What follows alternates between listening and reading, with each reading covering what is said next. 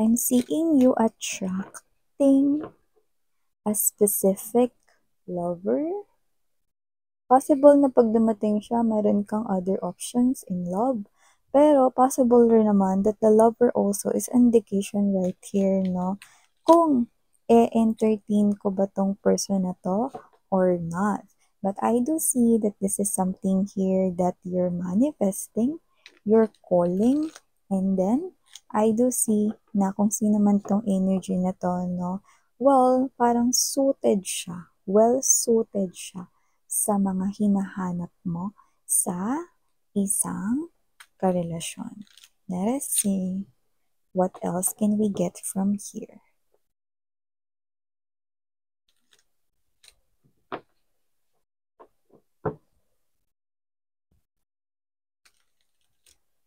This is someone who is not afraid to express his or her emotions and feelings, especially when it comes to love. Knight of Cups energy.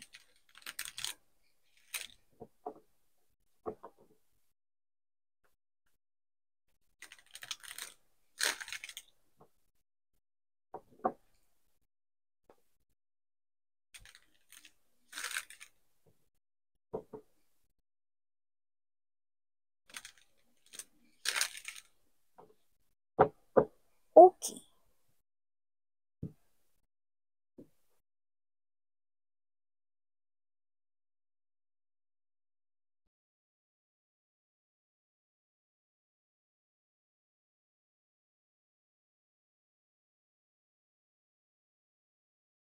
Hmm.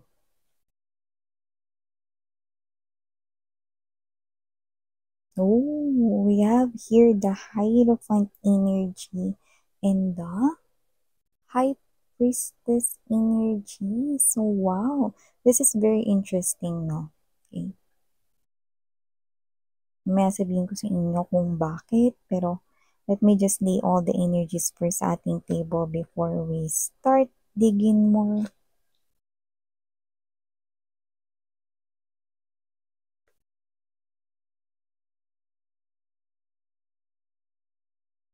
Okay. Well, this is a different type of love story ninyo, ha? Pero, kumbaga parang hindi ito yung pinaka-natural, no? Pero mamaya babanggitin ko sa inyo. Kaya naman just take only what resonates. Okay. Oh, I can see obsession for each other. Double energy.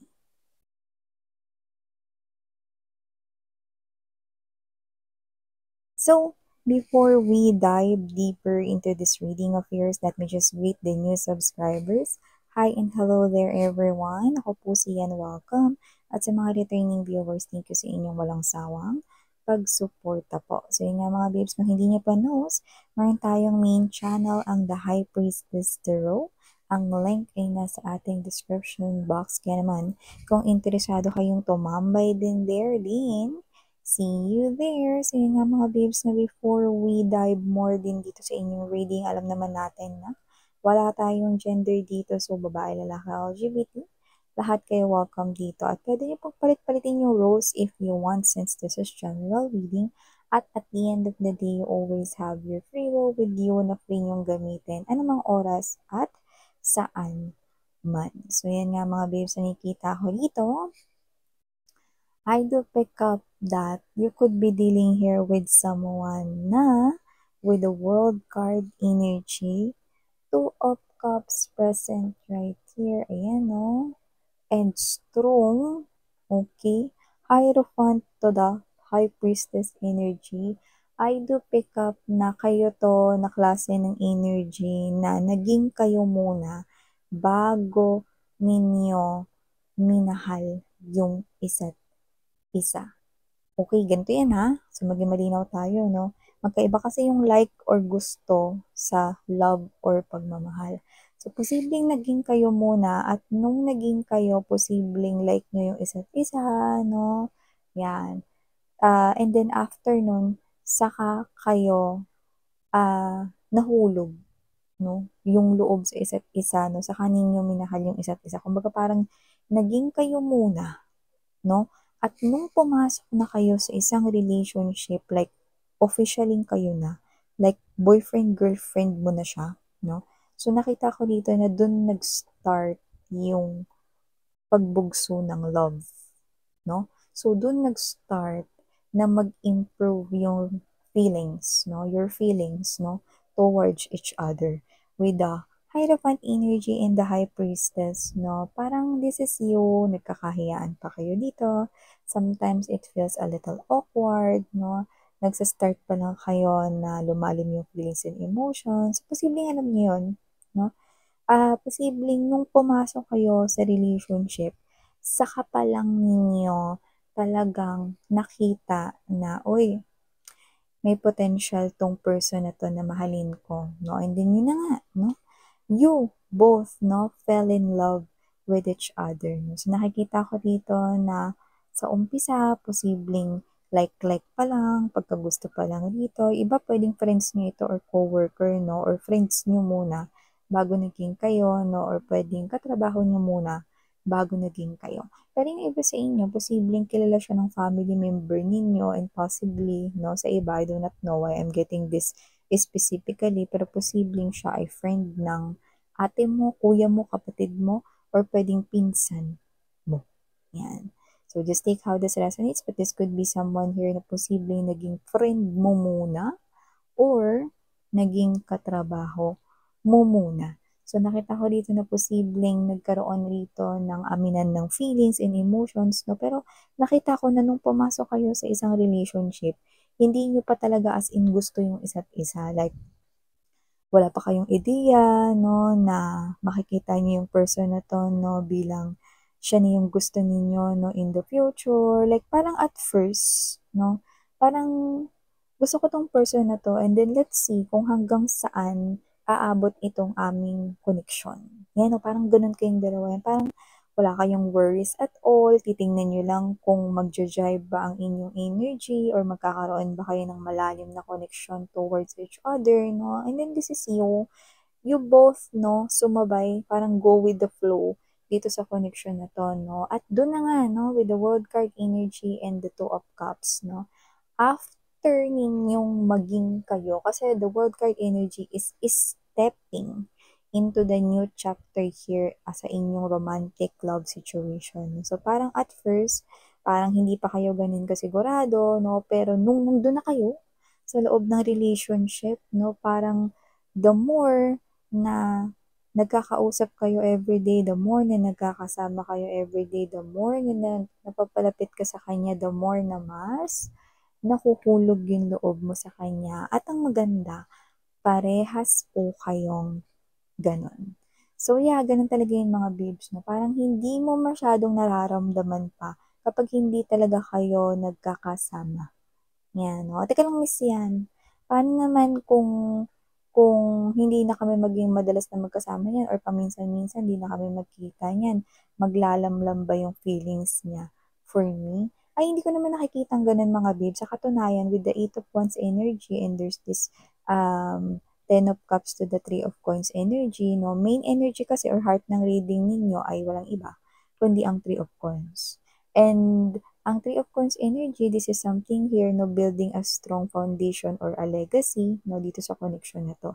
So tuloy-tuloy ko 'to nakikita kahit na maging LDR pa kayo niyan 'no, kahit saan pa yan lupalop pumunta, kahit dulo-dulo pa kayo 'no, kahit mapunta pa siya sa Hulo o pumunta siya dun sa Antarctica at kahit nandun pa siya 'no, mag-staycation sa Bermuda Triangle,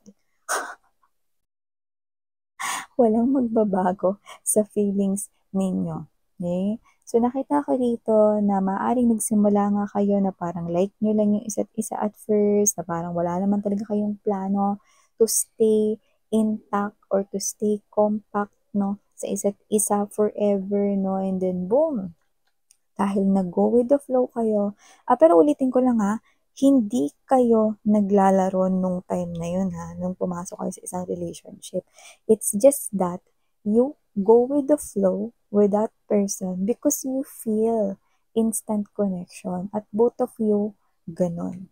So, nakita ko dito na kung sino man 'tong energy na 'to 'no, you both might not look at each other 'no, na ito na yung the one for me or whatever 'no. Pero nakita ko dito that nung time na yun 'no, puwedeng unaware kayo and subconsciously 'no, possible na naramdaman niyo yung spiritual connection, that magnetic attraction 'no. So, nakita ko dito na parang with this Ten of Cups energy 'no, eto dito mo na talagang mamahalin yung person. Mas lalo mo siyang mamahalin, mas lalo mo ritong maiintindihan na tama yung desisyon mo na nakipag-usap ka sa kanya. Kasi iba sa inyo, posibleng nagsimula kayo rito, nagkakilala kayo puwedeng sa online world, posibleng sa mga social media platforms like Facebook, Instagram, TikTok, Telegram, Viber, any social media platforms or any software, blah, blah, blah, yan 'no, or kung ano man yan 'no. Nakita ko rito na para kayo ritong energy 'no, na nagkakahiyaan at first tapos nagiging unti-unting komportable sa isa't isa, nagiging familiar kayo sa isa't isa at nakikita ko rito 'no, yung mga susunod niyang mga eksena 'no, ay posibleng talagang alam mo 'yan 'no, nandodo'n na yung asaran, nandodo'n na yung parang mag-aaway na kayo 'no. Hindi yung away na ano ha, na magbabatuhan kayo rito ng mga plato, pinggan 'no, ta's mabubukulan ka. Yung parang batuhan na inaasar mo siya, inaasar ka niya 'no, and example kunwari ganito 'no, akala mo ganda-ganda mo, at sa'yo 'yan 'no, parang parang ano harutan 'yan, 'yan yung tamang word 'no, harutan 'no, parang lambingan niyo 'yun sa isa't isa, yun nakikita ko dito 'no. Parang yun yung energy na hindi na kayo nahihiya sa isa't isa 'no, and then yun din yung type ng energy, yung pagiging makulit niyo sa isa't isa 'no, yung mas, mas magpapa-improve ng maganda sa inyong relasyon.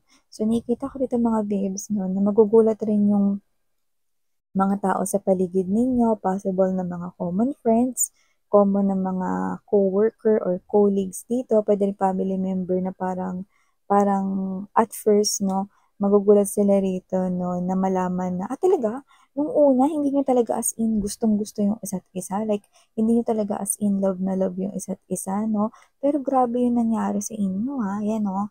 Parang every time you talk about your love story with the people close sa inyo guys, parang, ito sila na, "Wow, ang galing 'no, may gano'n pala talaga 'no, na parang puwede mo palang mahalin yung person after niyong maging kayo." 'Yan 'no. Yung iba 'no, after ninyong makasal nare-realize ninyo 'no, na tama yung desisyon niyong pakasalan yung person, na mahal ko pala 'tong person na 'to at tama yung desisyon kong pakasalan siya, gano'n 'no, gano'ng klase ng energy 'no. And with this strong soulmate connection right here, Six of Cups energy, maaaring meron na rin kayong encounter ng tao na 'yan in one of your past lives right here, or this is just, what we call intense magnetic attraction, okay? So, I do see that with the Page of Wands energy, double card, and there's this Page of Cups, nakita ko rito 'no, na kung may age man dito, possible na hindi kayo nagkakalayo ng age, or possible mga babes 'no, na parang feeling ninyo despite of your ages, you feel like young kayo 'no, young. Parang feeling ninyo bata kayo 'no, or bumabata kayo lalo 'no, dahil nasa loob kayo ng ganitong klase ng healthy relationship. So, nakikita ko rito na mas lalo kayong nagiging obsessed in protecting and showing how you care and love for that person, and that person gano'n din siya sa inyo 'no. This is not unhealthy ha, yung the devil dito. The devil right here is the type of obsession that I want to protect you with all my life. Yan 'no, hangga't nabubuhay ako at hangga't nandito ako sa tabi mo, poprotektahan kita at ang koneksyon na ito. Yun yan 'no. So, wala tayo ditong age sa tarot at nakikita ko rito 'no, na ano man ang edad ninyo, may agwat man dito o wala, nakikita ko na kayong dalawa ay posibleng nung una hindi ninyo gano'n kagusto yung isa't isa at posibleng mga babes 'no, wala talaga sa plano ninyo 'no na, ah, na alam niyo na, na wala sa plano ninyo na hindi niyo nakikita pa nung una na ito yung taong gusto ninyong pakasalan or mahalin habang buhay, no? Pero, boom, okay? Everything will come to light, no? And you will definitely see that parehas kayo on the same page with this person right here, and this person will not let go of you no matter what happened right here. Others of you, maaring nakilala nyo ito no, in one of your troubles, might be inside the country, kung nasan ka man ngayong country, and then kung saan ka nag-visit na other country. Okay? That might be the case, but for others, maaring nagbakasyon kayo or nagpunta sa iba't ibang tourist spots and possibly na-meet mo itong person na to that we're talking about. Okay? This is not just someone here, this is your person. Wow. So there you go. These are all the messages I've got right here for you, honey. Thank you so much for your time here, babe. And muli, ako po sa yan. Thank you so much. Sarang Heo, love and light. Annyeong.